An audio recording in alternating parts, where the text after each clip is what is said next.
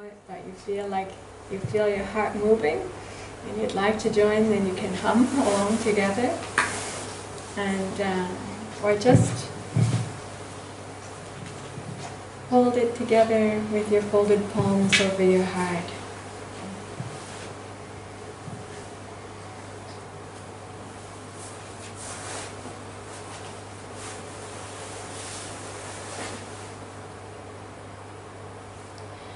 Namo tassa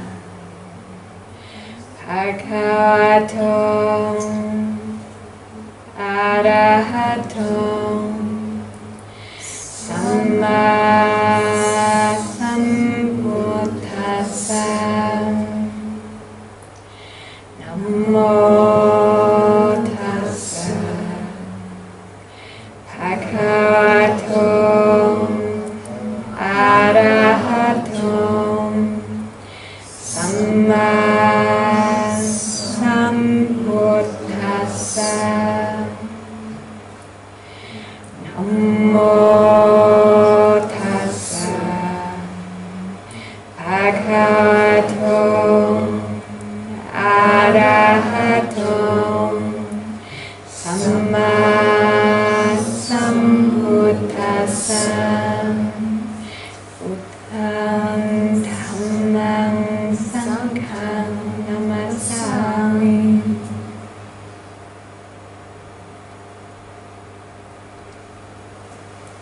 It's a very old tune, not often chanted these days. I heard somewhere in some kind of corner of Asia in my wanderings, and when I heard this tune, then it touched something deep in my heart. When I chant it, then I feel almost as if like touching through the ages, seeing through the ages, like passing through decades and centuries and even millennia of time. So many different countries, so many different people, like going back to the time where the Buddha is walking barefoot with feet touching the earth of the ancient middle lands, the ancient middle earth of India, the Majja Desha.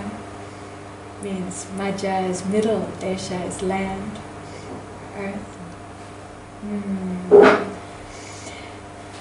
Wandering between people, different races, different ethnicities, different nationalities, ages, genders, classes, different stations in life, people of different spiritual potentialities and different stages of the path also, with the heart to meet them wherever they're at, and then the heart, the mind, to share that Dhamma, that meeting them where they're at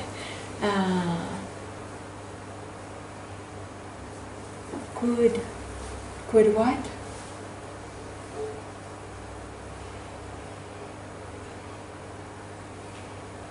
How did it go? Do you know this story? What happened when the Buddha met people?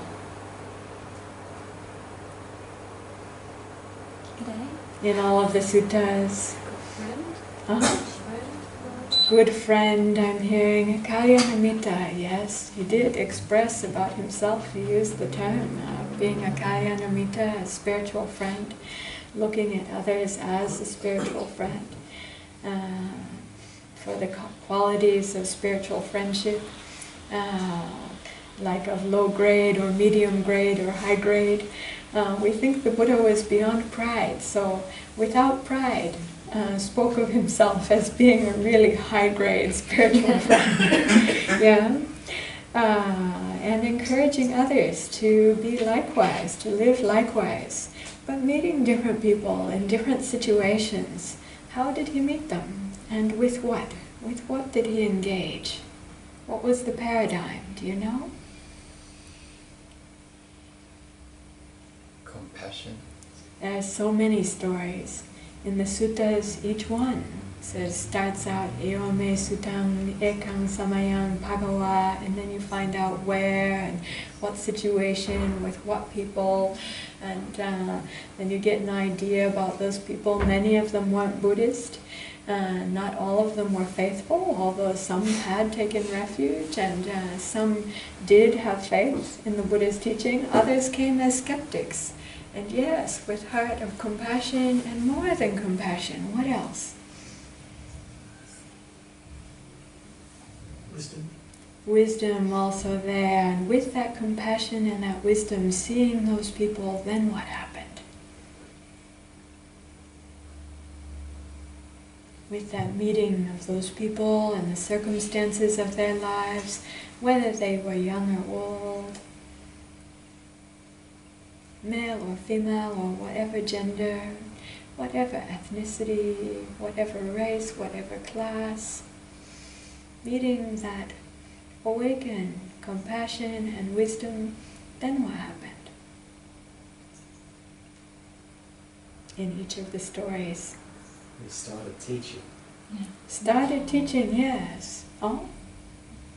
Answer questions. What's that?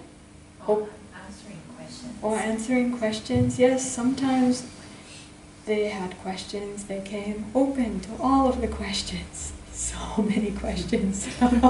All of these stories of Buddhism. Oh my goodness, so many questions are there, yeah? In our human hearts and minds. And even now I see in the life of a Buddhist monastic, wearing this robe, traveling like I did today, and so often just something about the robe, I think, and maybe something about the way that we've learned to be present with things, with people, with situations. I'm not trying to proselytize, and even wearing the robe is not for the sake of proselytization. No, I've just been wearing this same robe for such a while now, and I don't have to think about what do I have to wear today. Like last night, from the activities yesterday, the robe is dirty and sweaty, and we washed it in the night and hung it to dry over the rack, and in the morning, what do I put on? I put on this robe and come here to meet with you. It's called the Banner of the Arahants, is one of its names, and we do fold it like a flag, actually. And so that seems like a kind of a strong thing to be, a flag wearer, somehow, that is wrapped in this symbol of the awakened ones. It's also called a field of merit. And even the way that it's sewn with the pieces together are like modeled after the old rice fields, with patches of field and then patches for irrigation and for walking between them. So also called the field of merit. That's also quite a teaching, meant to be quite a teaching for us, those who are wearing it. Yeah, what does that mean? To be clothed in a field of merit, not just to keep that externally, but also to take into the heart, really into life. But people sometimes feel like coming forth for some reason, and then even never having met before, somehow feel moved to share some of the deepest questions of their lives. It's quite amazing. And I really appreciate this ancient power that we're clothed in somehow and wearing these robes. Even people who maybe their first question is, what are you?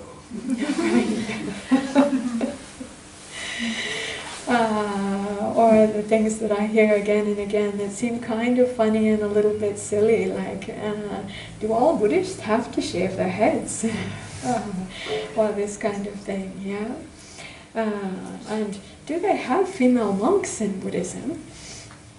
Yeah, I get this often. Or there's this other kind of amazing question that I hear quite often, like, are you a Buddha?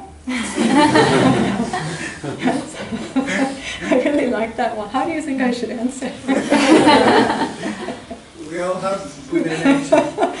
Yeah, I mean, there's so many different ways that we can answer. So thinking of the story of the Buddha, thinking of the story of the ancient Arahantas and how they met all of these questions and all of these circumstances of human life with Dhamma.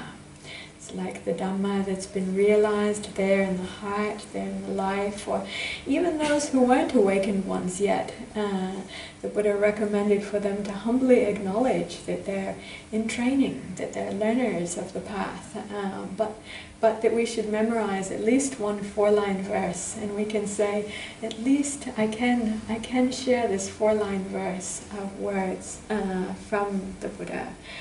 Some teaching of the Buddha's that I've memorized. I haven't completely realized its meaning yet myself, but I can share that with you, because the Buddha was very keen on freely sharing the gifts of the Dhamma. Yeah. So at least that. Now the question arose recently in a conversation at a monastery nearby here, Santi Forest in the Southern Highlands, before going to Brisbane, and I was staying there for a few days, and then someone asked me, they had got some idea that the female monastics weren't allowed to teach, or they had a question whether the female monastics were allowed to teach. I've studied our monastic discipline quite a lot, and our women's monastic discipline quite a lot. And I thought, that's a very interesting question. Where is that coming from? So even for my graduate school studies in Buddhism in Bhikkhuni Sangha College, and Bhikkhu is the male form of monastic life. It literally means an almsman, although some people translate as a male monk or male priest even. I think male monk might be a little bit closer. But literally means an almsman who lives on alms, and bhikkhuni, the ni on the end, then means the female version. So sometimes translated as female monk or lady monk, or translated as nun, or just as male and female monastics, but literally means an almswoman, because we live on alms. The Buddha himself, after his great awakening, he could have then, we think, maybe just gone home again, right? His work is done and gone back to be with his wife and child and family, and then could have been an awakened ruler of the planet, or ruler of his home country, or this kind of thing. And yet, the way that he felt inclined to live after awakening was a life of freely giving, and a life of also freely receiving, and not having so many requirements as to what could be given and what could be received. But for the giving, his main gift was the gift of Dhamma, and for receiving, then basic simple things of life, pieces of cloth to make the robes, even a spoonful of rice or piece of fruit, or some bits of food, medicine, shelter for a night, these things. Of course, then people wanted to offer shelter for more nights, and people wanted to offer more pieces of cloth for robes, and sometimes people would offer whole meals, or even whole meals for like 500 or 1,000 members of the Sangha, those with such big hearts, and who had the means to do that, or to get together with a lot of friends and family members and community members to do that together. Yeah, as the Sangha grew, then occasionally this offering the big meal was there. So today also, a couple of hours of shelter. Who knows if I'll ever see that place again? I don't know. A few hours of shelter and some food placed in the alms bowl, and these robes that have been my constant companion during these last 3 months since I left the United States. Every day during this time, and the medicine that's been offered. Quite simple, so wonderful, able to give whenever we feel prompted to at heart. in the way that we feel inspired to. And it all comes together like the patchwork of the robes to form the supports for this life that's based in the kindness and generosity and enables the sharing of the Dhamma. Like this now. Yeah. So this is story weaving, isn't it? Storytelling. And this is one of the things that I love to do, is to share such stories. I find inspiration in them myself, and for those others who find inspiration through this way of sharing, then I feel happy to share that forward. I want to bring consciousness now to the way that stories are told. Now, last year when I was here, actually it's a little bit less than a year ago, then there was enthusiasm about this history, her story, our story, that I talk about time by time, and that came together then not so long ago then in the Mitra Conference, which you heard Tina speaking about earlier, and then I got to speak to this topic then, how long ago? 1 week ago? Yeah, a week and a half ago or so, I think. And her story has been a very important part for me. When I started receiving teaching in the Buddhist traditions, I often heard stories of the Buddha. And I often heard stories of the great leading male disciples of the Buddha, some more than others. Yeah? Particular Buddhist monks who are teachers then have been inspired by a particular disciple of the Buddha, so much so that that inspiration has really become like formative in their lives, or even key in their practice and the unfolding of their practice and their own awakening and Dhamma sharing. Yeah? It wasn't really until a few years in, though, that I started to encounter the stories of the awakened female disciples of the Buddha being taught by living human beings. As a younger person, before I went into monastic life, we got a couple of books of the Pali Text Society. As a young American, to try to read a book from the Pali Text Society was not so easy for me. Because these books were in something that to me seemed like Shakespeare, like old English, not the kind of English that young American teenagers were using. Yes, even to be able to understand what it said was not so easy, but I got a glimpse in there of the early days of Buddhism and of there being women disciples, legitimate disciples of the Buddha, who were teachers, who were leaders, who were exemplars, even those that the Buddha was really highlighting and pointing out as exemplars, going so far even on several occasions to speak of their words as Buddha Vajana, which means like words of the Buddha. Literally, it means words of the Buddha. So you can say that means their awakened speech, or you can say it's often translated as the Buddha sang. He says, her words were Buddha Vajana. And then the translator into English says, the Buddha said, if I had answered, I would have said the same thing.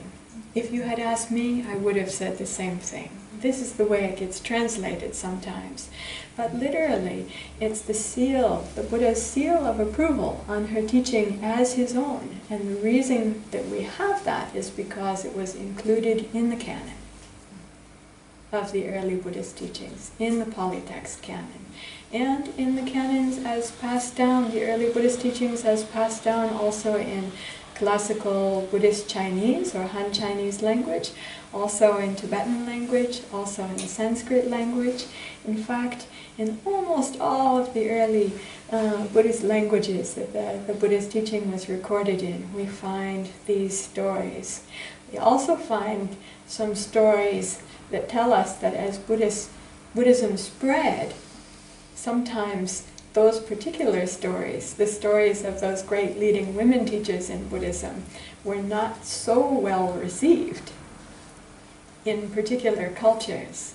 In the northwest, going into the northwest of India, in a culture that might be called Indo-Greek, is often called Indo-Greek, like Indian culture mixed with Western culture, early Western culture. If we included Greek culture and Western culture, then some of those people had issues with the Buddha leading women disciples.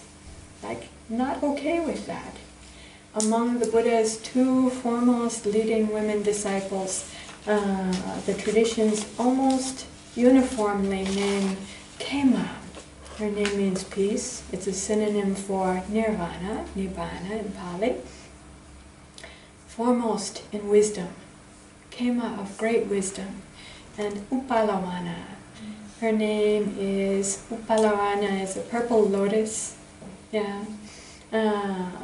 Or like the color, Vana is color, Upala is the lotus, like color of the purple lotus. She's supposed to have been so incredibly beautiful.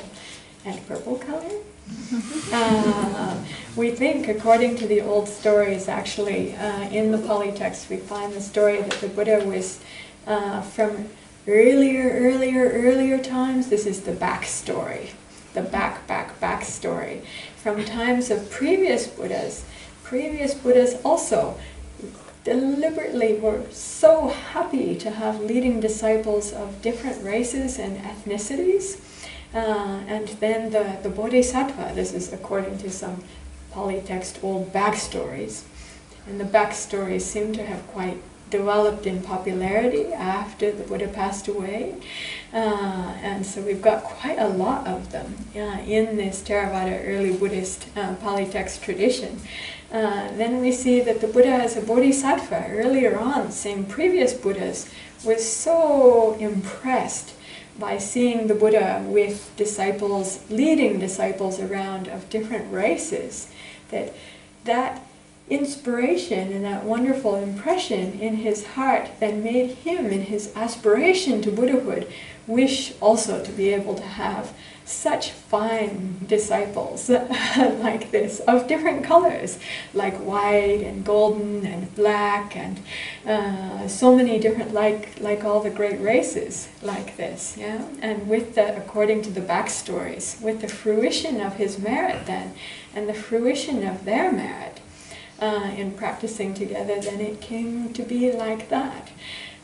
So Upalawana may have been dark. Beautiful, beautiful, dark. Yeah, might have been.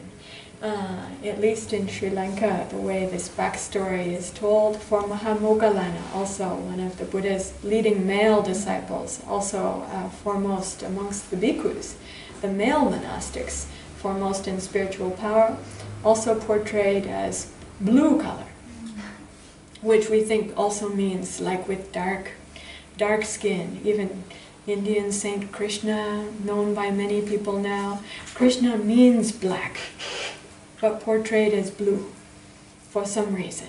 Yeah. So I just mention this because I did a case study a few years ago, seeing the way that the women disciples and women were portrayed generally, overarchingly, in the majority of the early Buddhist teachings, with some exceptions, but mostly, predominantly, the way that women disciples were portrayed. I thought, what happened? What happened over time?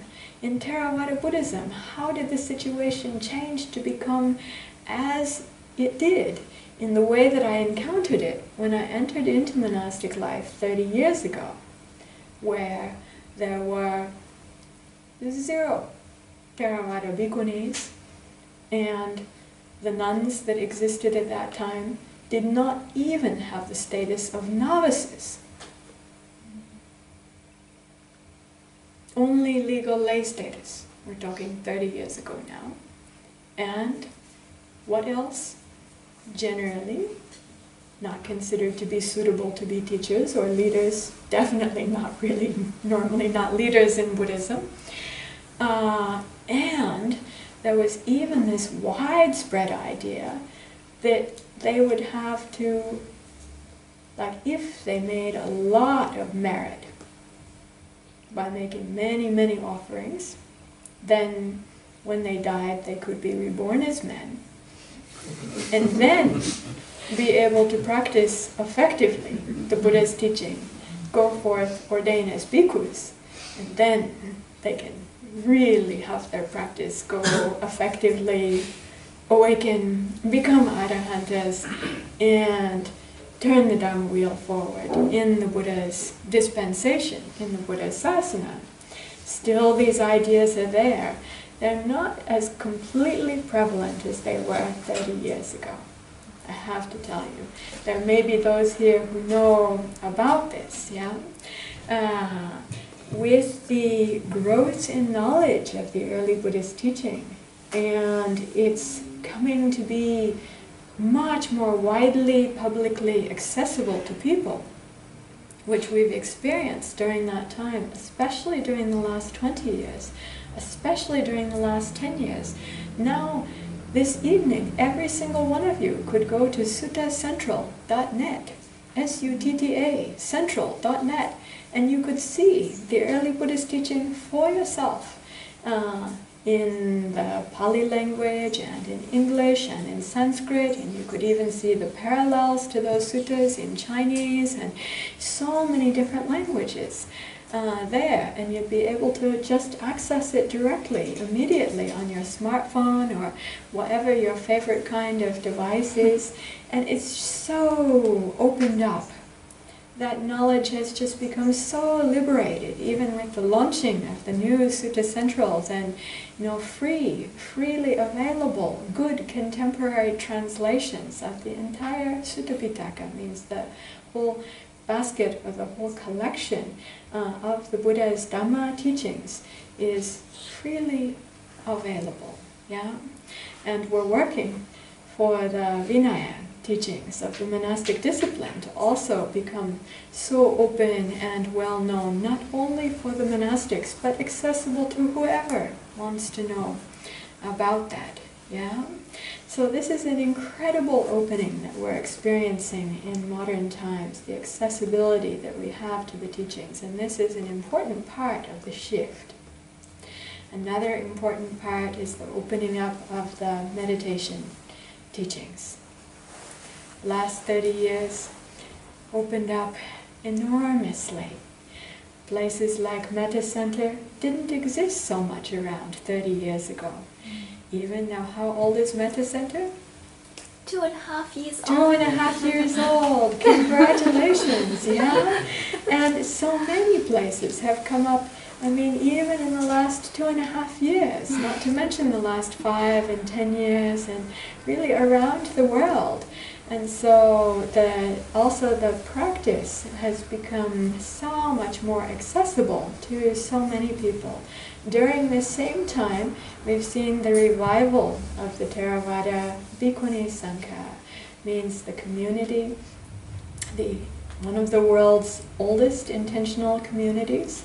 In fact, I don't know of any other international women's intentional community that has been in existence so long as the Bhikkhuni Sangha, or any other men's intentional community either. So during this time, from 30 years ago, even 31 years ago, my late most venerable preceptor, he was called Venerable Dr. Ratanasara.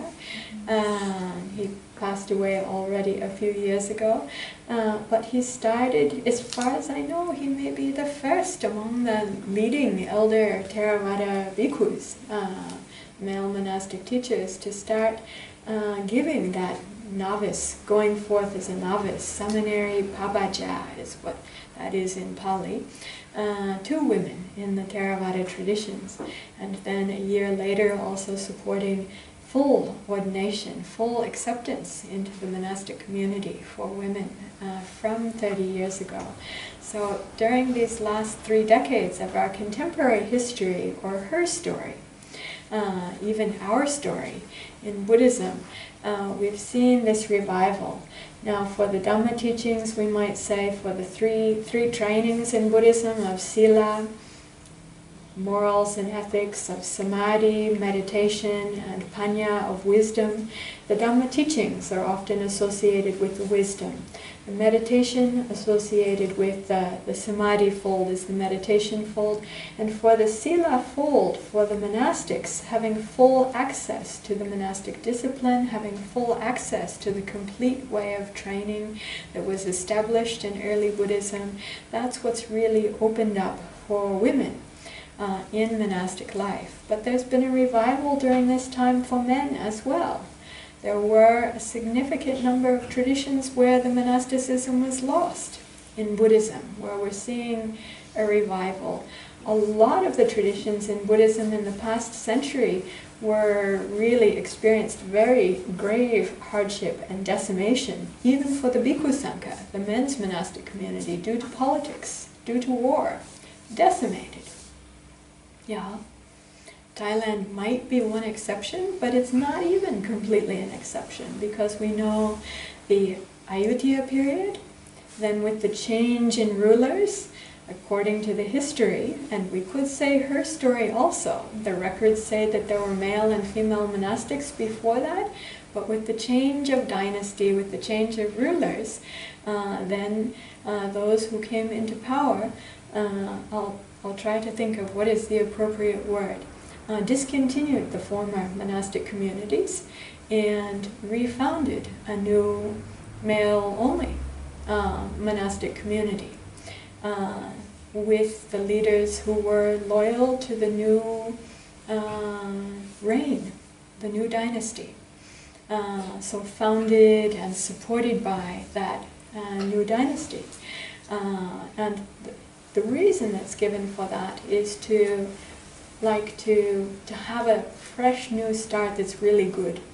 That there were problems that had come up with the previous, and to have a good fresh start. Yeah. So we can see how under those conditions, you know, with the ideas of rulers and leaders, how the Sangha can be ended. It happened in Sri Lanka even more than once, completely ended, and then started again with help from other countries, revived again. Yeah? So I don't know actually any Buddhist tradition. Chinese Buddhism had been so enormous, then almost completely wiped out. Now it's rising again. Yeah? Korean Buddhism, also strong for a long period of time, and then came Neo-Confucianism, and then came Japanese occupation, and then came the Americans with the Korean War, and then you have just a few of the celibate monastic tradition remaining. I read that like maybe less than 20 of the Bhikkhu Sangha still like hiding out in the forest. Yes, managed to escape the forest, even being like the hermitages were burned and the forests were cut down to prevent the hiding of communists. And I'm so embarrassed to say, you know, that it was largely the American military that did that. You know, we hope for good intentions.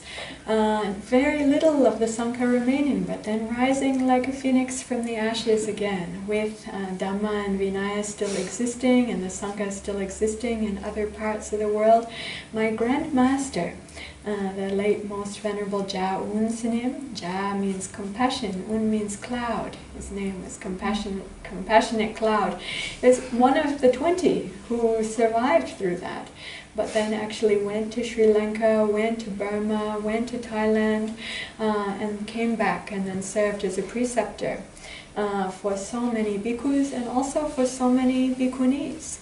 My Venerable Bhikkhuni mentor, I sought a Venerable Bhikkhuni mentor in a different tradition to have contact with the Bhikkhuni Sangha and to have the support of an elder, renowned elder woman teacher, not only male teachers.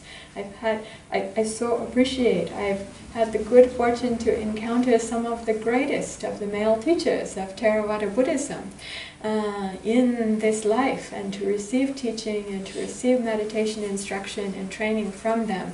It was important for me to have a female teacher also. My female teacher was ordained herself with that compassionate cloud the Venerable Jains was just telling you about as preceptor. So he's my grandmaster. I so appreciate that cloud of compassion moving over the world and then regathering and raining down Dhamma rain on that land again where the Buddhist traditions had been decimated, and the forest has grown again and the Sangha has grown again, and the fruits of the path have also grown again within the Sangha. So it's not exclusive to the Theravada Bhikkhuni Sangha that there's been a die-out or been the impact, where there's been such an impact from politics. It's said that 1,000 years ago, with the invasions from South India, then the Bhikkhu and Bhikkhuni Sanghas, Bhikkhu and Bhikkhuni Sanghas of Sri Lanka were cut off or annihilated at that time. So that people often say in the telling of her story in this regard, or really our story, that it's after 1,000-year gap that the Theravada Bhikkhuni Sangha is rising again. According to my studies, I actually think it's much less than 1,000 years, because we have records during that time, even from areas which are now Thailand and also Burma and some other places, Laos, during this period. But we can debate about that. Scattered records are there, at least. And to me that's important. And to others it's important too, because with the revival of the Theravada Bhikkhuni Sangha in Sri Lanka, that's been in a way much easier there. Do you know why?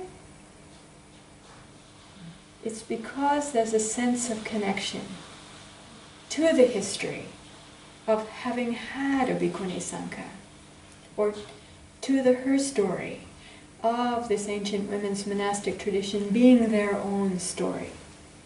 There's a sense of identity with that. The ancient monasteries still exist. Ancient stupas of the Bhikkhuni Arahantas who came from India to Sri Lanka still exist. The old texts, the old chronicles that share the story, share the records of this passing of the lamp from India to that country, including the women Arahanta leaders and teachers, still exist. People learn from a young age, growing up. Then there's the feeling, this is a revival of my tradition. This is our story. They feel together, men and women both. Everyone feels together. In other places where people grew up learning that their country never had a Bhikkhuni Sangha, it feels much different. It feels like that's different than our tradition. That's different than our story of our Buddhism that we learned growing up. And because of that, there's a sense of like not having the full connection, right? Yeah? This part is different. This is the power of the stories that we hear from a young age. And this is how these stories and sense of identity connected to them can actually enable something, or can be a block, can be a hindrance. No, not me, not mine, not my tradition, not my Buddhism. Yeah? Like that.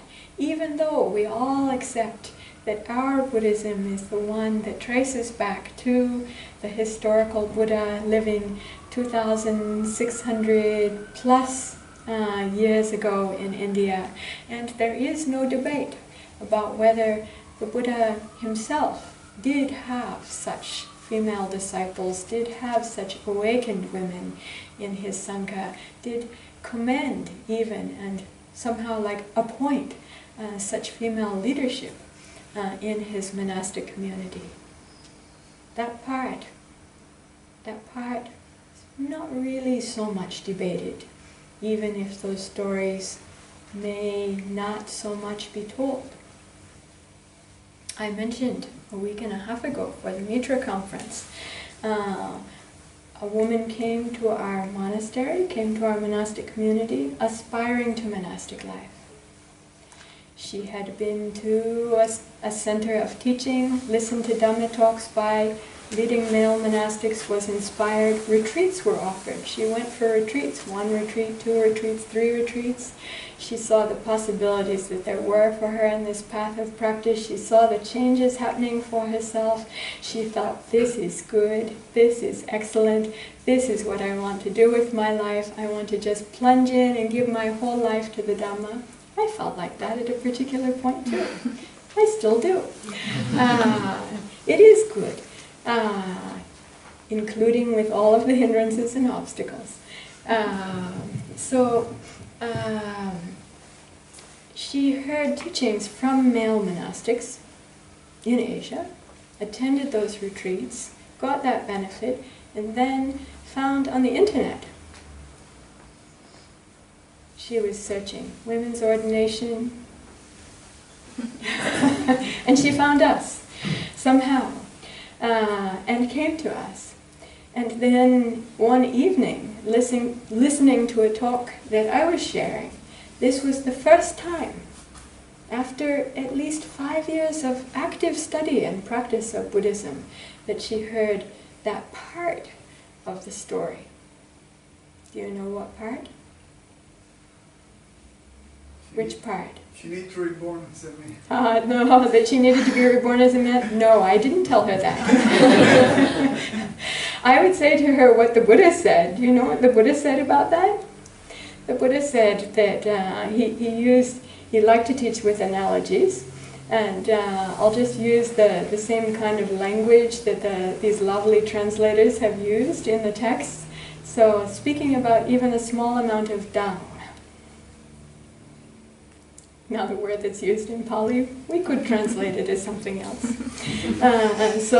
Then the Buddha is speaking then and asking his listener, his audience, and saying, if you've taken a shower, you're fresh, you're clean, you put on your clean clothes, you've gone to walk outside, and then you step in down. You look at that. There's the smell of down. Smell of down. And your feeling is, ugh. But the Buddha is asking so sweetly, how would you feel if that's what you did? And then the audience is saying, oh Lord, Buddha, we would feel repulsed if we were clean and fresh and put on our clean clothes and were walking outside and then we stepped in dung. And the Buddha says yes, with regards to his teaching. He compares even a small amount of desire for further becoming, or thinking that we need some other situation, especially in a future life. Especially in a future life is what's being talked about here. He compares that to that dung on the shoe. Yeah? And for the dung, would you wish to do that again? Your feeling is, ugh, yes, you want to get it off as soon as possible, right? And so he makes that kind of analogy. So I don't think, if we look at the early Buddhist teachings in terms of like teaching women to be reborn as men in order to be able to practice, no, we don't find that. We don't find that. Needing to be reborn in order to be able to practice effectively or to realize stages of the path, like stream entry, stream winning, non-returning, or even complete and full awakening. Arahanta means successful, completely successful in the path. No, we don't find that at all. The Buddha is speaking when he's challenged by someone to say, what good is your teaching really? What good is your Sangha? And is it only you who has realized this, as with many other teachings and paths at that time, where the leader, the teacher, was in such an exalted position and others were following in faith? And the Buddha says, no. As criteria for the success of his teaching, it's not only me. And then speaks about how many leading, fully awakened male disciples there are. And then using exactly the same language. in the text speaks about how many fully awakened women disciples there are. There's the repeat of this language. If we also, not in the backstory texts, but in the canonical central primary texts, there are also backstories that appear. At the end of the Buddha's life, at the very end, there's a period in the Mahaparinirvana Sutta, means great final nirvana discourse, where he's remembering back to the time before he started teaching, the time of his full awakening, and there's a dialogue that occurs. Mara, often translated as the evil one, literally Mara means death. Now, there are different kinds of Mara in the Buddha's teaching. There's the Mara that's like, it's called Kilesa Mara, we'd say like the Mara of our own delusions, or the Mara of our own internal afflictions, the Mara of our defilements, the voice that those things can be. But then there's also an understanding of the presence of embodied evil in the world, and the use of death and life, rather than, in this case, good and evil. The Dhamma is meant to be on the side, really, of life. And the negativities that deaden us, that kill our aspiration, that destroy our inspiration, that destroy our goodwill, these things are then just called death or Mara, considered to be like a demon. In the old texts, then we find even this role like related to the affliction of the crops, the killing of the crops, the sustenance of life. So destroying or cutting off the sustenance of life. So there's this dialogue that appears there, and Mara shows up in the text and says, "Now you're completely awake. That's great. How about you just go into final nirvana now, without teaching anybody? Enjoy your bliss." And the Buddha at that point says no. And then makes a statement. And this statement in the text, in this sutta, is attributed to the time after the Buddha's awakening, before he began teaching.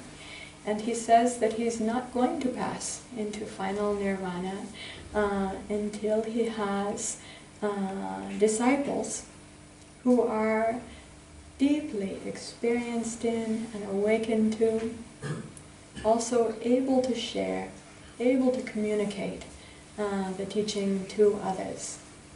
He says explicitly, the bhikkhu, male monastic disciples, and then again using exactly the same language, saying he will not pass away until he has such completely experienced, attained, knowledgeable, erudite, means able to explain, able to teach this path successfully to others.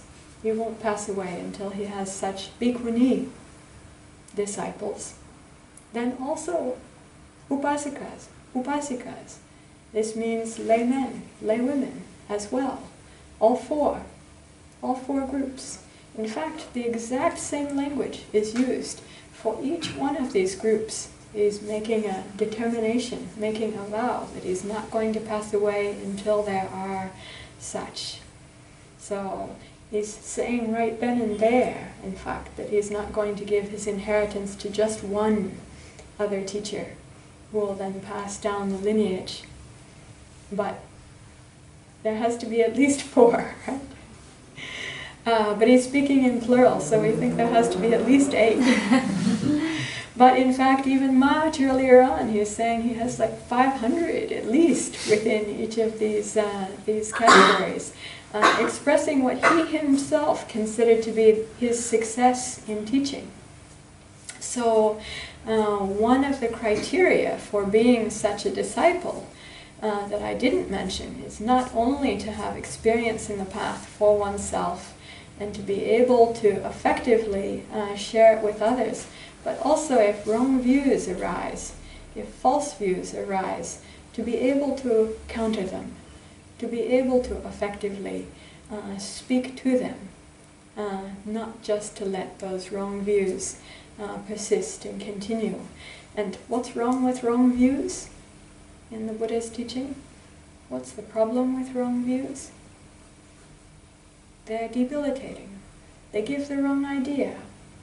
Giving the wrong idea, they lead people in the wrong way. Leading people in the wrong way, they don't know what way is right. They're not inspired. They don't gain vision of the path for themselves, and they're not supported to be able to really practice fully and realize those benefits for themselves and then pay it forward, means turning the Dhamma wheel forward. So the Buddha was aiming to set up something with the Sangha that was self-perpetuating. Not only self-perpetuating in terms of form or in terms of the forms of traditions or rites and rituals, but self-perpetuating in terms of being able to practice deeply, understand deeply, teach effectively, counter wrong teachings. That's the turning of the Dhamma wheel forward, and meant to be invested in all four groups, in fact, with the bhikkhunis being an important one of them, but not the only one. 30 years ago, the general understanding was there was one group in whom the Buddha had entrusted the sasana. And which one group was that? The Bhikkhu Sangha, exactly. This is not wrong. The Bhikkhu Sangha definitely is there as one of the four. And enormous thanks and enormous blessings for the Bhikkhu Sangha for passing down the teachings and the practice, and for all of those who have been awakened teachers and my own teachers, and for every one of us who has had an excellent teacher in the Bhikkhu Sangha. No complaints about that. So much appreciation for that. And for what we find in the text, not only, for the part about being able to refute wrong views. For myself as a bhikkhuni, then I feel with a sense of being a disciple of the Buddhas, then this is part of my job to try to do that as much as I can internally, whenever wrong views arise, and also externally, with regards to the community of those who draw near, who come into the sphere of the Buddha's teaching and practice.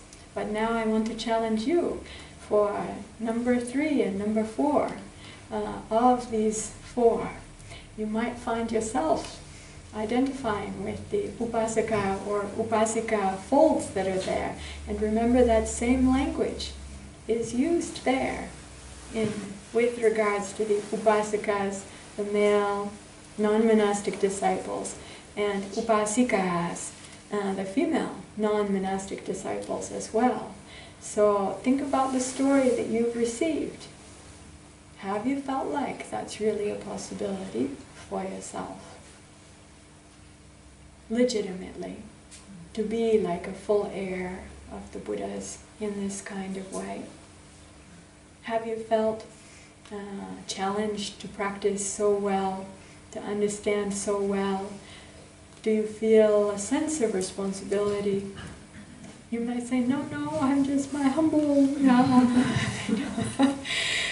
but there might be a few here who have some sense like this, of like taking up the lamp, or bearing the torch, that kind of thing for the community. And it's so inspiring when we see that, when we see others who we feel are like us. This is incredibly empowering. Whether they're ancient examples, or whether they're contemporary. In fact, the real strength, I find, comes when we see the ancient examples and we see those who are like that contemporarily, who are awesome in how they're practicing and in their Dhamma sharing, who are really exemplary, and who have some qualities that we feel we can connect with. We feel a sense of closeness and identity with. That opens up enormous possibility for us. We see, yes, like me, look, like that. Yeah?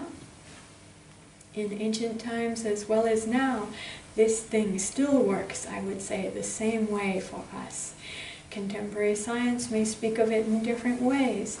Contemporary science, neurobiology may say, when we see that, our mirror neurons get activated. And with our mirror neurons getting activated, there's this chain of chemicals and neurobiological processes that happen that even on the physical level start turning on the possibility for our having wonderful and excellent experience in this path, and for, in fact, our own awakening. Because it's not just in the mind. We're wired for it in these bodies. All of these things that these great awakened ones, saints and sages, and even the Buddha himself, we think, had a human body, like us, with similar abilities built in, including to be able to experience such bliss, such happiness that is there, available to us when we learn what we have in our human inheritance, with having bodies such as these and co-compatible consciousness such as we have, and with this teaching. Yeah? So our story, our heritage, our inheritance. Some, like Ajahn Chah, Luang Por Chah, he needed just to see one monk like that for such a short time. Seeing that, after seeing so many other monks who are not inspiring to him, not really activating his practice in the same kind of way, just one, even for a short period of time, was enough for him for the rest of his life. He connected. That inspiration turned on. He saw the path and the way for himself. And then, in turn, living and practicing that himself, then shared that with innumerable other people. Even now, for this, he's been passed away for so many years now. The years are adding up, yeah?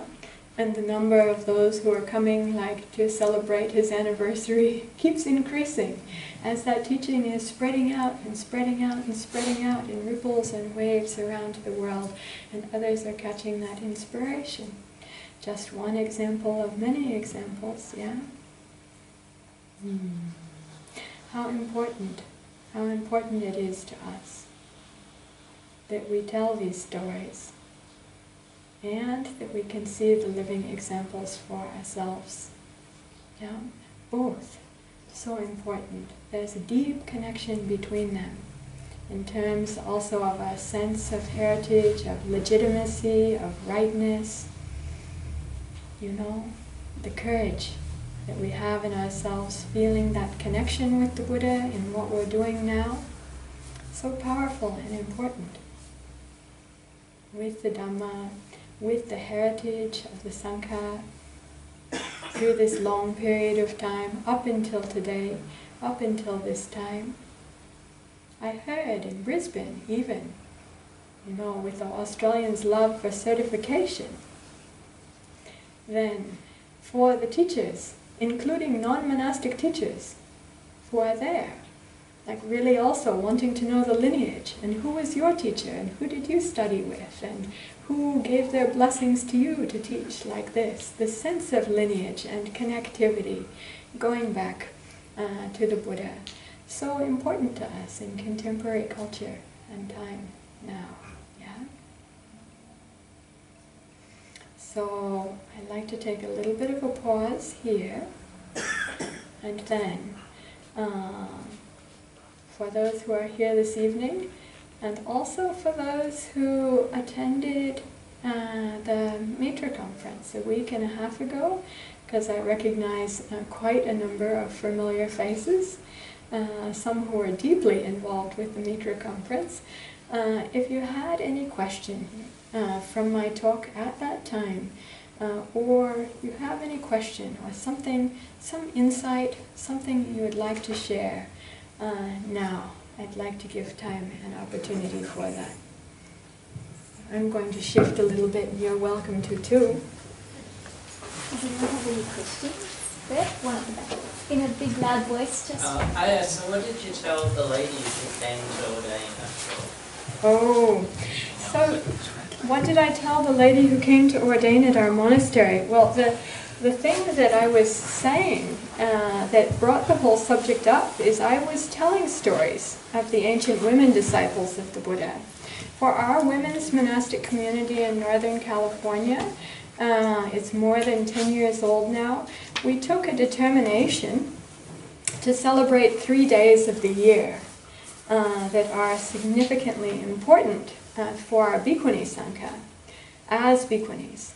The holidays that I learned about in Theravada Buddhism, living and training with the Theravada Buddhist monastic community as a young person, and as a middle-aged person, and now as a 50-year-old, whatever that means.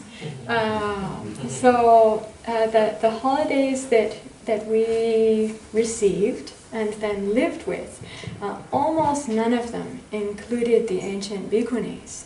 But first, we found out about one. I learned in Sri Lanka. 1 month of the year, the full moon of September, the founding of the Bhikkhuni Sangha is celebrated, remembered, full moon of September, as lunar anniversary of the founding of the Bhikkhuni Sangha. Learning that, we said, yes, September, let's celebrate. We're Bhikkhunis, yeah? The Bhikkhunis community, let's celebrate this. So we did. Then we found out also in Sri Lanka, December full moon, according to the Dipavamsa, means chronicle of the lamp, ancient, it's one of the oldest, or maybe the oldest of the Pali text chronicles.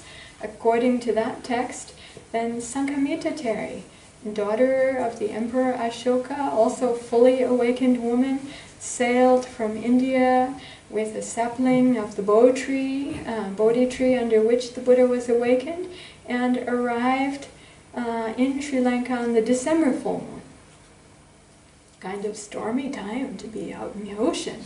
But according to the story, with her Arahanta powers, she was able to calm the storm, and they arrived safe with a group of bhikkhunis on the December full moon. So we thought, they're celebrating it in Sri Lanka as like National Day for Women in Buddhism, sometimes called Sankamita Day. Yes, our foremother. Happy to celebrate. We adopted this one too. December full moon, Sankamita Day. We're celebrating. Yeah? Then we learned about one more.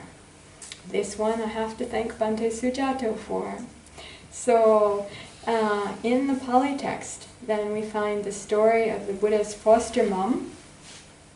And she is known to be, or said to be, the first bhikkhuni. And ordaining at the age of 80, living to the ripe old age of 120, and then passing away before the Buddha himself. In the Pali text, we don't know exactly when she passed away, but we can tell the Buddha is still alive because she goes to him and meets with him. And then the Buddha himself eulogizes her after she's passed away. So that seems normal that she would pass away before him, because he passed away at age 80 and she passed away at 120. Well, anyway, being older, it seems normal she would die earlier, right? So we were looking at the Chinese text parallel to the Pali text. And looking at the Chinese text parallel, then there are just a few details that are different that the Pali text doesn't contain. It's not a Mahayana text, it's an early Buddhist text. Yeah? One of the details that it contains is the Buddha announcing that he's going to be passing away 3 months before, which we also find in the Mahaparinirvana Sutta. That when Mahapajapati Gotami, his foster mother of the Buddha, his auntie, and the first bhikkhuni, according to the text, when she heard that he says he's going to pass away in 3 months, then the Pali text turns on. And she, knowing this, then feels like it's time for me to go. I don't need to stay around to see the passing of the Buddha. And so we find just that little extra detail there in the Chinese version, Chinese rendition of this text, which says 3 months beforehand. So for Pali text tradition, the Buddha passed away on what day?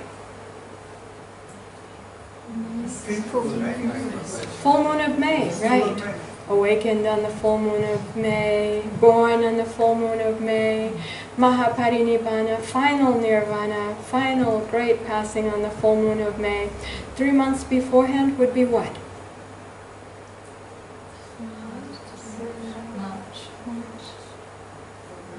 Would it be March? February, yeah, thank you.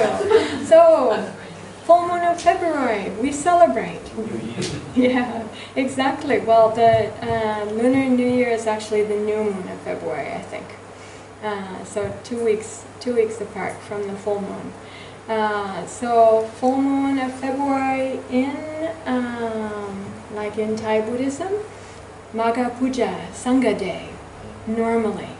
And among the things remembered on Sangha Day, final passing of Mahapajapati Gotami Tera and the great group of early bhikkhunis, not mentioned. But for us as bhikkhunis, for our women's monastic community, we mention, we tell the story, we remember this. So we picked up these 3 days to especially be remembering and telling these stories, so that our experience of Theravada Buddhism is not only remembering the Buddha's story, and not only remembering the story of the great leading male disciples of the Buddha, but remembering the great leading women disciples of the Buddha as well, as an offering of, I'd say, more of the fullness of our heritage, of these teachings that we now have access to, and of the practice and way of life that we now have access to for our entire Sangha and community. Did it answer your question? Another one? Vicky? Please. In regards to the story that when women first tried to ordain the Buddha, rejected that. Yes. That's something quite strange for me, because with infinite knowledge, what's your view on that subject? Yes. Thanks so much for asking. What about that story when the Buddha first started ordaining women? I think it's a really good question. That story has got spread around far and wide at this time. And the mood that comes with this story, I would say, like, maybe most mild, questionable. Questionable. As you said, what's up with that, right? Seems a little bit different than the mood in many other stories, and some of the things expressed in there also seem different than many of the other teachings and expressions that we find. Even the story that I was just relating in the Mahaparinirvana Sutta, the sutta on the Buddha's final passing, also, and the Buddha saying, affirming that from before he even began teaching, that he intended to have a bhikkhuni sangha, and not just any bhikkhuni sangha, but an awakened bhikkhuni sangha, and an awakened bhikkhuni sangha of teachers, who also his tradition was to be invested in as an essential part. Yeah, what's up with that? It's a really good question. And I have to say, early on in my studies, the way that things were often mentioned in English, I read again and again, like that the Buddha's time was so patriarchal and the Buddha did something so great and so unique and extraordinary in allowing women to be ordained and entering into his Sangha. And that there were other traditions at that time that didn't allow women like any rights or autonomy, and even if their husband died they had to throw themselves into the funeral pyre and all that stuff. I read so many things in English that said this kind of thing. So then I studied. I studied myself. I can read the Pali text. I can read the Sanskrit. I can read the classical Buddhist Chinese. In fact, I don't have to just rely on someone else's translation. Only missing Tibetan. This is my weakness. I don't know if I'm going to learn it in this lifetime or not. I need a very good friend who can read Tibetan really well and is happy to work together with me a lot. If you know that person, please let me know. They need to be able to read canonical Tibetan though, not just contemporary. That is, to be able to read the ancient texts.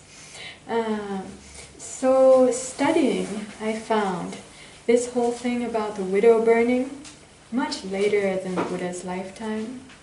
This thing about those texts that I was just talking about where women have no rights and autonomy, also arising progressively over time in India. We can say, like, we can understand them to have existed from, or started to come into existence at least from somewhere between the 2nd and 4th century and the 8th century. So this is, how does that compare to when we think the Buddha lived? Even the Emperor Ashoka's time, we were talking about Sanghamita and that boat ride to Sri Lanka with the bo tree, that was the 3rd century BCE, before the Common Era, and definitely after the Buddha's time. So we're talking about at least 500 years after the Buddha, if not more. The traditions generally say like between the 5th and 6th century BCE, generally placing that to be the Buddha's time, at least. So we're talking about a substantial period of time there, at least 500 years, if not 600 or 700 or 800 years later, that these traditions and texts are starting to arise. And we can see progressively in these texts how the rights of women were reduced and how the autonomy of women was cut off, the spiritual efficacy of women reduced and cut off. I have to say, actually, I even see some signs of Western involvement, potentially.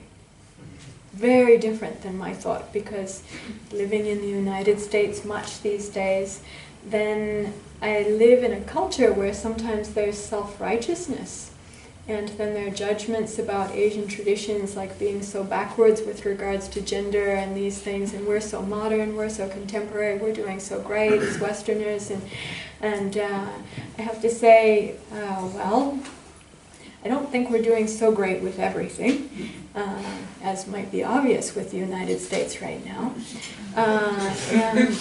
I mean, of course, it's always true, right?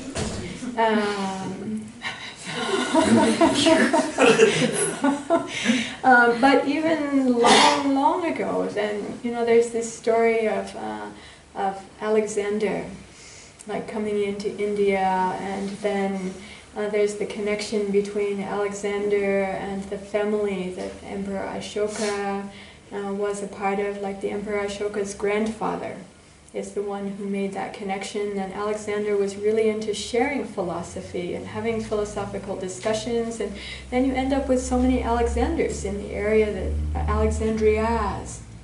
I don't mean just the female form, I mean the names of cities in what is now considered to be India and that part of the world. And coincidentally, we find at that very same time there are records in the Jain communities of at that time a big question arising as to the efficacy of women in religion or on the spiritual path. And there was a rift in the Jain community over this. One part of the community said that women cannot realize awakening as women, and another part said, yes, they can. The Jains in the time of the Buddha, here's another aspect then. The Jains in the time of the Buddha historically are known to have had bhikkhunis, bhikkhus and bhikkhunis, even before the Buddha had bhikkhus and bhikkhunis. So when people say the Buddha was the first to do it, also in terms of what we understand historically, not so. Actually, it looks like in the Buddha's own context, there were female wanderers, female religious, female monastics of various traditions already at that time. And there was a sizable Jain bhikkhuni Sangha, and at that time the Jain community actually thought they had bhikkhuni teachers. But later on, a couple hundred years later, whether it's 100 or 200 or 300 years later, coincidentally, at the time that, is it Socrates or Aristotle? Who is Alexander's teacher? Socrates. Okay, Socrates' views on women. Number one, not fully human. I just mentioned, and he was into science, if I remember correctly what I've read. And the way that he was into science, I think there was measuring of body temperatures, and he measured a man and the body temperature was high. And he measured an animal, I don't know what kind of animal it was, maybe a cold-blooded reptile, but the body temperature was low. And then he measured the body temperature of a woman, and it was something in between. He said, woman, something between man and animal. Yeah, that's science. And his ideas were, I think, something like woman is like the earth, and the earth receives the seeds, and the seeds have the life energy or the soul inside them. So he felt maybe man was the ensouling element or the soul bearer, and women were like earth and without soul. Some ideas like this. So these different kinds of ideas were there. If I'm saying any of it wrong, I didn't just before coming read over Socrates on women again. I've read it a couple of times. But these ideas were there, and Aristotle, Alexander is who I mean to say. Alexander was very much actively into philosophical sharing, and maybe even one of his relatives married Ashoka's grandfather. So there was this sharing. There was this big sharing going on, and then we find in India also the idea has arisen. We see record of it outside of Buddhism, but very close, because the Jains and the Buddhists and this whole, that time before Buddhism went really big international, later with Ashoka, that time they were there all together. And according to the text, there was discussion going on about these things, and then we see a large part of the Jain community with Ashoka's grandfather going forth as a monk among them, said no to women's awakening, no to the efficacy of women in the spiritual path. And that order of Jains turned their back on that. They also said, one, that it's scientific, but that idea was like women's bodies have some kind of bacteria in them that their bodies are killing all the time, and so women cannot refrain from murder. Not being able to refrain from murder, they cannot be awakened. This was one of the main ideas. The other idea was one has to go naked in order to gain awakening. And men can go naked, but women cannot. Yeah, it seems kind of funny right now, right? But for the Jains, this was a very important part for that Jain community of their asceticism, that is to be able to go naked. But they felt it was all right for men to be able to go naked, and going naked then they could realize supreme renunciation. And my apologies to anyone who might ever be listening or hearing this. I do not mean to be dissing Jains in any way. I'm expressing this the way that I've learned it.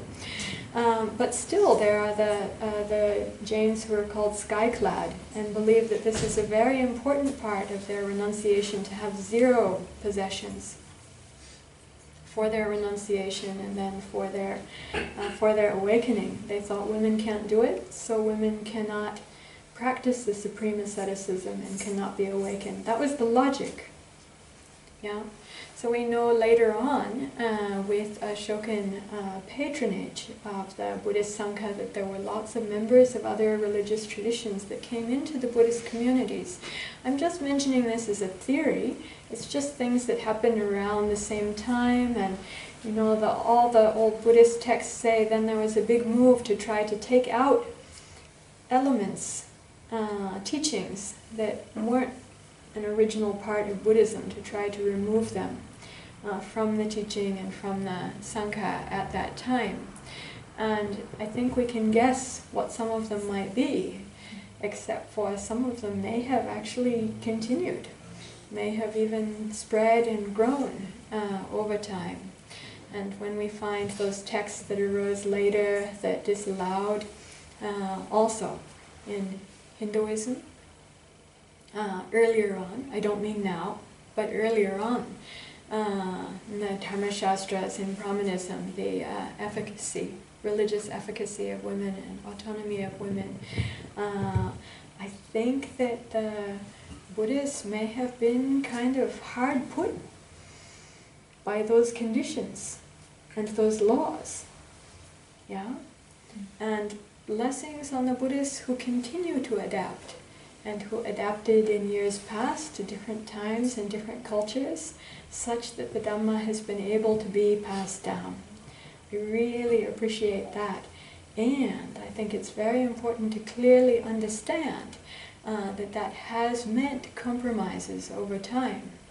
Even now, that means there are things that we are doing differently.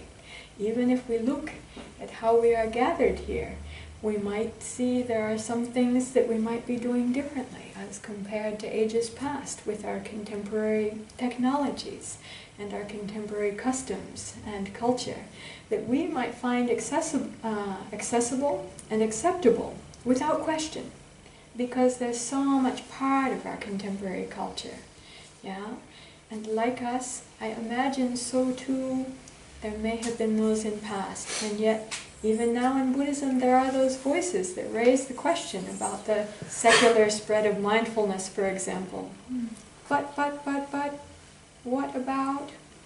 Yeah? And I think that it's good. I think that it's good that they do that we consider well. Yes?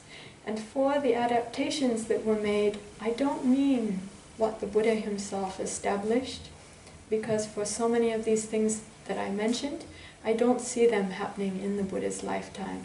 I see these adaptations happening that we date to the Buddha commonly, in common articles, especially in English, as developing and occurring over time meanwhile. Yeah? But if we understand this, that those people felt it was important for them to adapt according to the culture and circumstance, where does that put us now? And with regards to the early Buddhist teaching, which we do have, the examples that we do have, if something seems from the ancient example more conducive, more well-matching to us now, more suitable for our contemporary culture, I raise the question, do we also have the power? Do we also have the right? Do we also have the ability to adapt accordingly with precedent from the Buddha? But such a good question. I'm not sure about the historicity of that story. I don't know about that. Looking carefully at the text, there are so many aspects of it which are hard to reconcile historically. And in terms of the greater tone and many other things that the Buddha said, there are I think there are real legitimate questions that are raised there. if I look at it from the historical lens of what might have been important and might have been felt needed for the Sangha later, given the situation that the Sangha was in then, even legally, with regards to women and needing to have protectors or the position that women were in at that time, it makes sense to me. And understanding that, I don't feel so inclined to blame so much. But also, I don't feel so inclined to think we have to extremely faithfully follow that right now, that part right now, under conditions where it seems to be more harmful than helpful, or more putting up hindrances in the path as compared to supporting the path. Because I understand the fundamental operative paradigm within Buddhism and within the Sangha, within the Dhamma, is meant to be really providing and offering the very best opportunity, the very best support possible within this contemporary context for all of us, for our entry into the path, for our practice of the path, for our awakening, for our realizing the benefits of the Buddhist teaching as much as we can, not meaning to exclude anyone from that. Yeah.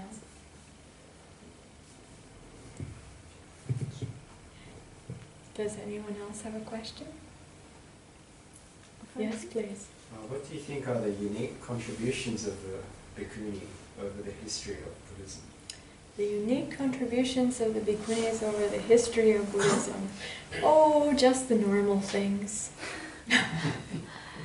At least normal in terms of the Buddha's own paradigm. That is just like practicing well and effectively, getting awakened, teaching and leading others, opening up the path for others. Just that. Yeah? In one way we can say that's just normal. That's just what disciples of the Buddha do, right? In another way, we can see how that can be seen as really, really extraordinary. And 30 years ago, or 40 years ago, or 50 years ago, not so long, yeah? Extremely rare, at least in Theravada Buddhism, not in other forms of Buddhism, yeah? The women masters and tradition of the women teachers and women masters has been there, but in terms of history, or her story and our story, during this period of time, I'd say maybe, like again, between the 2nd century or the 4th century up to contemporary, not so popular to tell those stories. I think it was considered that there should be a lot less of them, and that it's okay not to include them in a collection, or just a few. Even a very relatively contemporary publication, Great Disciples of the Buddha, you know, such a lovely book. And if you look with this eye of awareness right now in terms of telling of the stories, and I looked at that great male disciples of the Buddha, a lot of them are mentioned, and they're mentioned generally first and in front. And then there's a small section telling part of a few of the women's stories. It could be even like a small appendix. It's not. It's legitimately part of the book. But there's a sense of this being something that's like happens to be there, that's nice and a little bit, but not like the main thing. Yeah? And that's important in terms of how the story is told. It's relatively contemporary. Means that just came out, that's within the last 20 years. And it is representing what was the mainstream felt sense or experience or understanding within the Theravada Bhikkhu Sangha, even a little bit progressive, just to have included them, because it very well could have been a book that was just the stories of the bhikkhus, right? So We'd like to see more, I think. Shifting of the balance. If we really understand the power that these stories have to inspire. But there are those who do understand that and feel it should be less.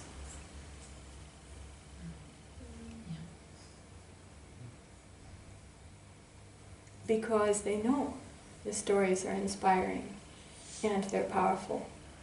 And what happens if we do have such inspired and well-practicing and strong, women practitioners like in the olden days, now contemporarily? The contemporary system was not built for that. Can it evolve? Can it evolve as it evolved in past to not include the women who were so? Can it evolve again to once more include them and really open up the way for offering such inspiration, such encouragement, and such support at the institutional levels, in the mainstream levels, and such valorization of that means like complete moral acceptance, appreciation, and rejoicing for their being such. As I think is really the heritage of the earliest of early Buddhism. Given the Buddha's intention, statement of intention, and many other appreciative words. And if we look just at recognizing the value of our human experience of less delusion, less suffering, and realizing the wonderful experience that is accessible and possible for us with our human bodies in human life, that's what the Buddha was teaching for us to be able to see and know, realize and experience for ourselves. If we look at that as being the ultimate value, it is completely serving that value. There are other values that exist that it does not well serve. Yeah? Thank you. This is not directly related to your talk, is that okay? If it's basically on topic, I think so.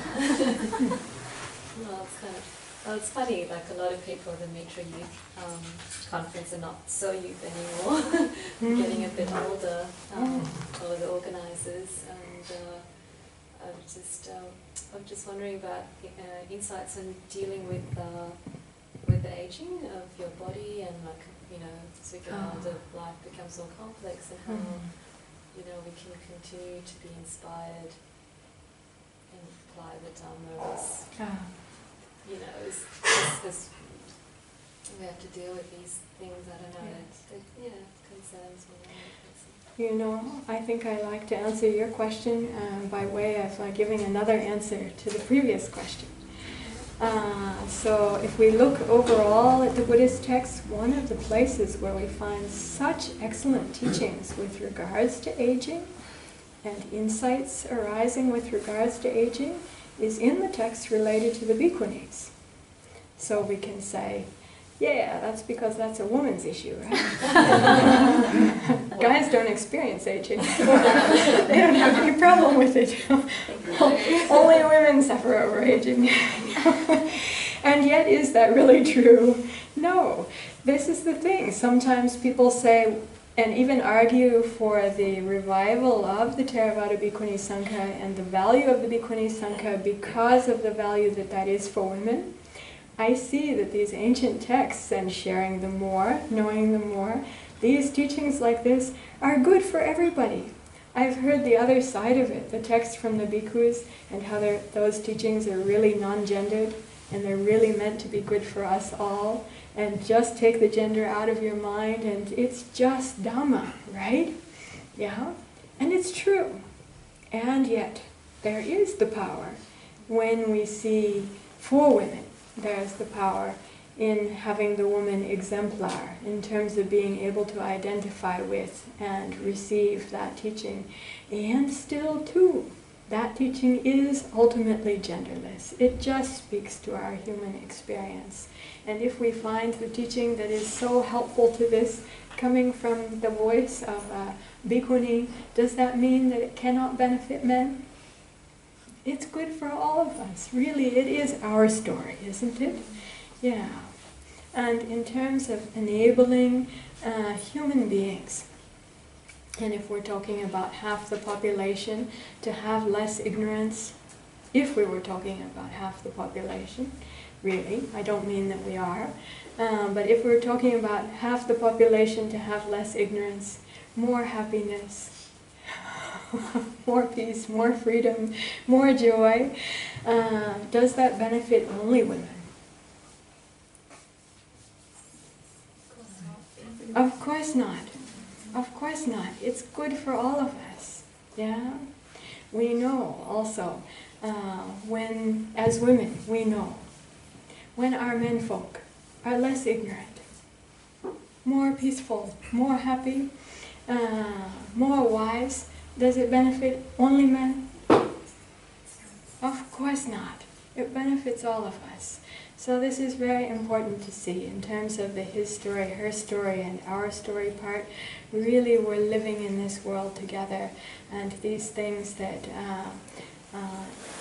decrease the hindrances and increase the benefits for some, I think really they are benefits for all of us. Yeah, whether Buddhist or not Buddhist. If we have more people in Buddhism getting more wise, more happy, less ignorant, is the benefit only to Buddhism? No, it's a benefit for our whole world. Is it even a benefit only for humanity? No, not even only for humanity. Benefit for all living beings. Can even help elephants. As well as so many other forms of life. The Buddhist teaching is so important in these regards, and all of our lives are, part of this great web, this great network. Yeah. So as much as we can understand the Dhamma, as much as we can practice it, love and support one another, bless one another in this practice, and as much as we receive the benefits ourselves, so good for us, but it doesn't stop there. It's not only selfish. These benefits, there's no way to really just keep them to ourselves. It affects everything in our lives, and our interrelationships with humanity and with all living beings. That's nature.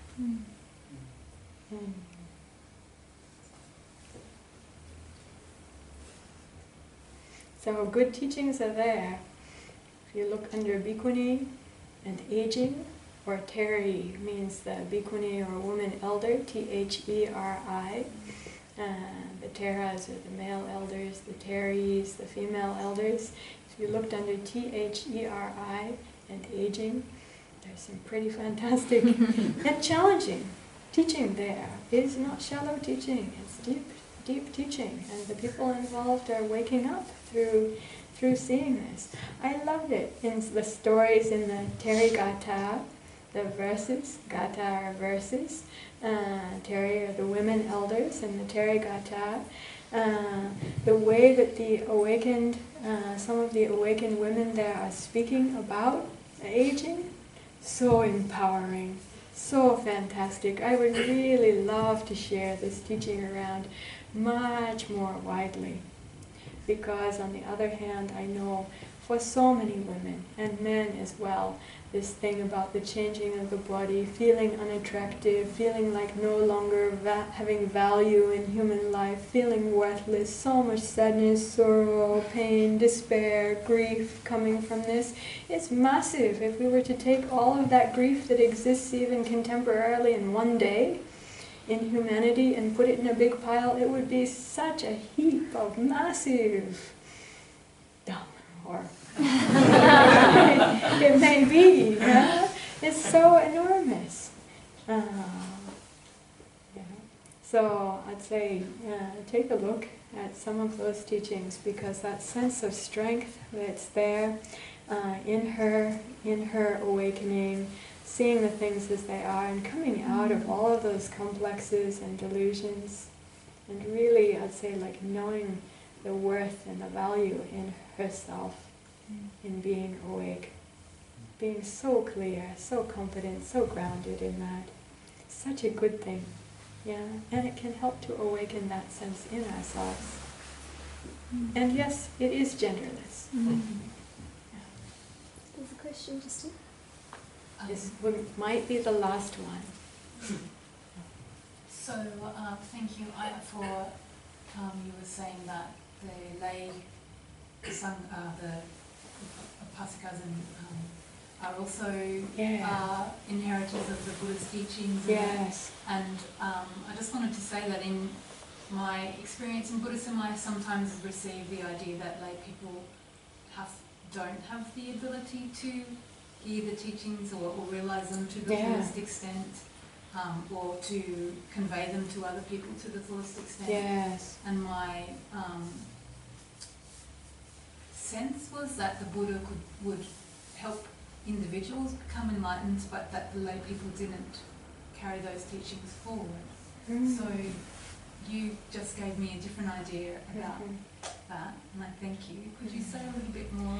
Yeah, I'd be happy to speak to this. In fact, earlier on when I used the word lay, I really wanted to stop right then and there and speak a little bit to this, so I so much appreciate you mentioning this. Layman, laywoman. Tell me in Australian English, in USA English, American English, lay generally means someone who is not completely trained, not completely certified, not completely authorized. Generally, even it means someone who's just not knowledgeable about that in relationship to those who are knowledgeable. I would really like to find a different English word for this. Sometimes now people becoming conscious of this are using householders. I think that's good. Sometimes I also say non-monastics. Non-monastic men and women. Of course, it is a monastic-centric way to frame it. I recognize that. But with regards to these teachings of the Buddhas, it is wrong to call such a person a lay person. Yeah, because they are, by definition, someone who has the experience, who has the training, who does have the certification from the Buddha, from the tradition, and who is authorized to teach, acknowledged as a teacher. Yeah. So such a person, to my understanding of at least American English, I can't say Australian English, they shouldn't be called a lay person. So now we have people being called lay teachers. And, you know, it's kind of, for someone coming from outside also, what does that mean, lay teacher? And so on, lay leaders, lay guides. Does it mean that you're unauthorized or doing something illicit, or you know, these questions are also very reasonable to ask. And so I really would like to see another word, a different word. Lay person should mean not an upasaka or upasika, savika. Savaka. What do I mean by that? Savaka means disciple. Savika is a male disciple. Savika is a female disciple. So, upasaka, one who has drawn near. So the monastic community comes near to the Buddha in form, in way of life.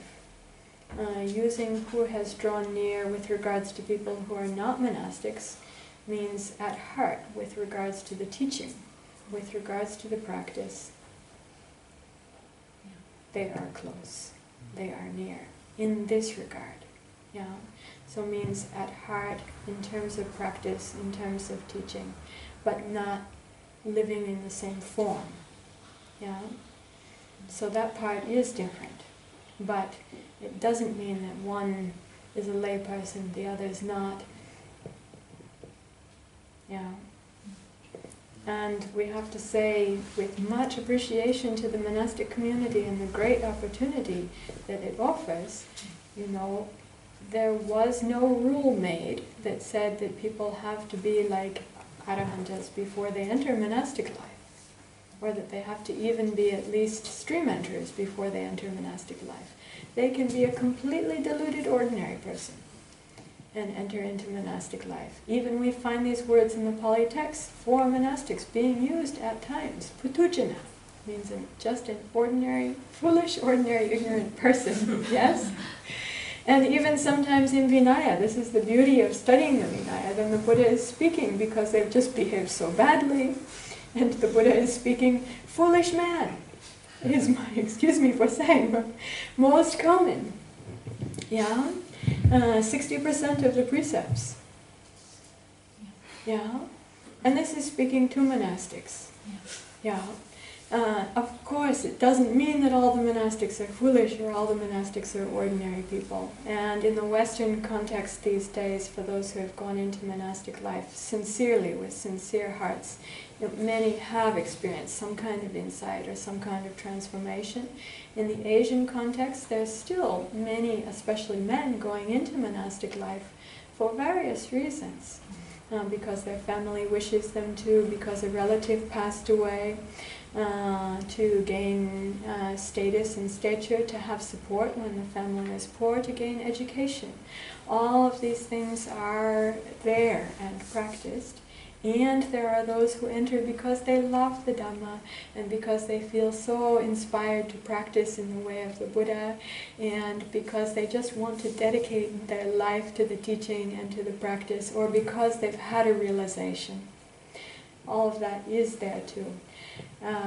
But, you know, it doesn't... Just entering monastic life isn't the only thing to bring us out of the category of being putujana or an ordinary worldling, is how that's often translated. The form is meant to help bring us out and to give us support, to live in a different way. It is meant to do so. And yet sometimes our delusions are so strong, our habits are so strong. Even with all that help, sometimes it's hard. Yeah. So, would really like to find a word to replace lay in these regards, especially for those who are certified and authorized teachers with much experience and teaching ability. And if you have a suggestion about that, welcome to share it. And thanks so much for asking this question. And I really would like to see, for, let's say, like the healing or restoration of the fourfold community of the Buddha.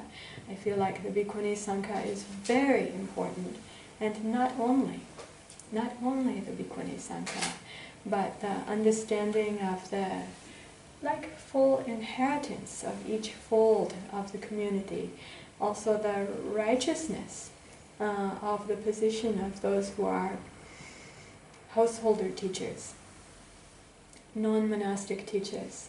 I see in the United States a significant amount of putting each other down, doubting and questioning each other. There are so many fine householder teachers.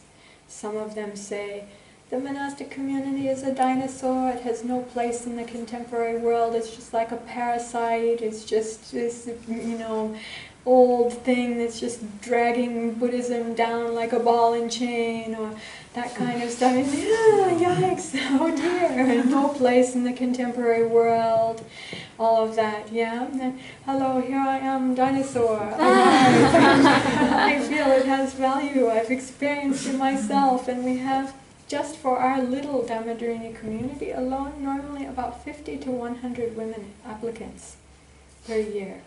We don't have the support to be able to process them all. Yeah, completely, we're not there yet. But that's the amount of inspiration and aspiration that there is coming from contemporary people, even in, my goodness, the United States. Yeah, with all the conditions that are there. And in Australia there's a lot too, not to mention in Asia. Yeah. On the monastic end, sometimes also I hear such derogatory and disempowering things with regards to those who are not monastics. I would like to not hear those things anymore. That is, words that are like disempowering or disheartening or making someone feel like they're second class or not worthy or not capable just because they're not a monastic. I don't feel that that's really appropriate or honorable or noble or well in line with the Buddha's intention. So I'd like to see a much greater opening up of opportunity, and hope to see, as we do see, I think, more and more happening, even maybe in this lifetime, really the restoration, the restitution of the fourfold community of the Buddha Chatuparisa, with legitimate, excellent, exemplary disciples in all four of these categories, really able to be recognized in the Buddhist community by one another as such. The Buddha mentioned this is one of the things that is for the, I'm going to use more Pali, for the Ayu of the Sasana. Ayu means the life, but it means the long life in this case. Of the Sasana, this is the dispensation of the Buddha. So each of these four assemblies, the four categories, looking upon one another with loving kindness, with appreciation, and with mutual respect. The Pali text, canonical Pali text, says respect for each of these four parisa, or four groups. That this is one of the strong and important factors for the long life of the dispensation of the Buddha. It speaks quite directly in a very different way to that story you were asking about early on. And this particular teaching, I feel, to my heart, feels in line with the heart of the Buddha, in line with the heart of the Buddha's intention and general way, the mainstream, with the grain of the teaching. Yeah. So, may we do so for all of our long-term benefit and happiness.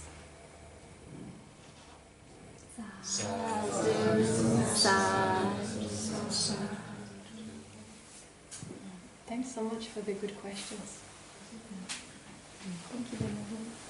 And Venerable, indeed, part of Metta Centre's goal is actually to support the fourfold Sangha. Yeah. The Dhamma seat that you're sitting on, we've had representatives from each of the fourfold Sanghas, so we can actually share the benefits of all. And we've had panel discussions between the fourfold Sangha as well, so representatives from each, so we can also share and learn from each other. Very glad to hear that. And I hope that we can continue to support the Dhamma practice in each of us and in the community that we build here. Oh, sadhu. So glad to hear that. And I'm happy for all of you, because I know there's so much benefit in that. And I wish that such practice, such good hearts and such understanding and such practice would grow and spread far and wide. Thank you.